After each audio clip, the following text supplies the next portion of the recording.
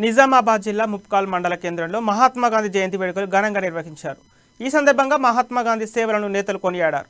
ఈ కార్యక్రమంలో బీజేపీ మండల అధ్యక్షుడు గిరిస్వామి, ఎంపీటీసీ నాయకుడు పద్మ, జిల్లా executive member Vempati Vikram, BJYM president Dinesh, మండల వైస్ ప్రెసిడెంట్ నరసయ్య, గోపినాథ్ తదితరులు పాల్గొన్నారు.